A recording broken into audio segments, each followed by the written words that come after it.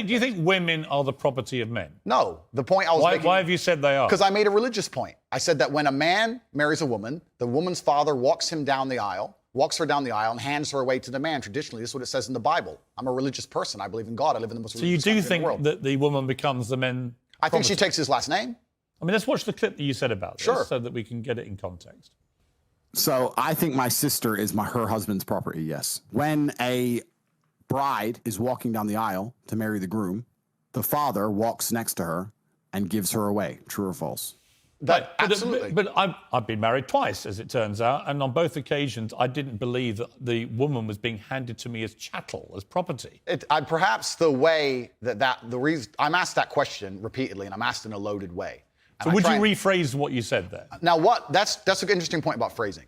The way I would say things before I was famous, I have to take personal responsibility and accept that if I make a video that 500 people see and 1% of them misunderstand it, that's not a problem. If I make a video that 5 million people see and 1% of them understand. So specifically on that point, I think my sister is her husband's property. She took his last name. She married him. She wanted to join his family. She has said it herself. Right. So she's still a sovereign individual. She's absolutely not a sovereign individual. Property means that the husband owns your sister. Listen, my friend, if we want to argue about this, you need to go back to the Bible, to the Quran. You need to argue with religious. No, I'm not talking about anything in the Bible or Quran. But that's what it says. No, I'm asking you what you think. I think that if a woman marries a man and she decides to take his last name, that they have different roles and responsibilities within that marriage, and I believe that. That's not the question.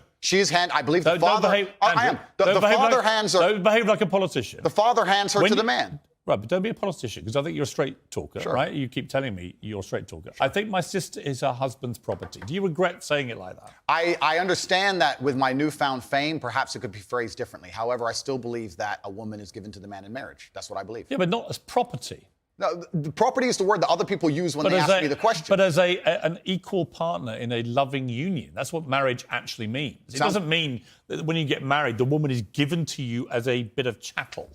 Agreed. So why say it?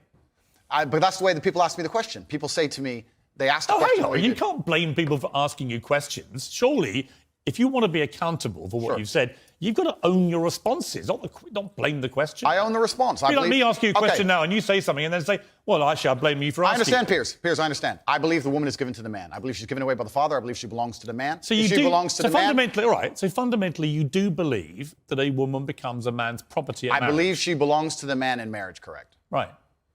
You see, that to me is misogyny. And you're entitled to your opinion. Right. But do you not understand why people think it is misogyny? I understand why some people can be very offended by what I say. What they do is they take a point like that and they ignore all the other points I make the other way around. Yeah, but that's why I've repeatedly asked you about that line to see if you've changed your position. But the reality is you haven't. It's not about changing positions. I'm a full-grown adult and I stick by the things I say and I'm responsible for them. Which, by the way, is fine. Absolutely. But what you did say at the start of this little exchange, you said, I wouldn't maybe say things the same way now that I did before I was famous. And yet, actually, you've doubled down and said exactly the same thing. On certain points. So that is what you believe. And that's my point. Yes. I'm trying to work out, look, I don't know you. We've just met, right? Yeah. I'm trying to work out who Andrew Tate is and what you actually believe. I don't want to twist anything at all. Then let me make it very, very clear to the camera. I believe a woman is given to the man in marriage. I believe that. I also believe a man has a duty to protect and provide for her. I believe a man should lay down his life if something happens or his wife's life is threatened. I believe that women and children first are on the lifeboats. But I believe that men... But a man doesn't own a woman. It's not, no. It's, okay. Unless they literally buy them as a slave. Well, obviously, we're not talking about that. We're talking about religious, biblical marriage. We're talking about something else.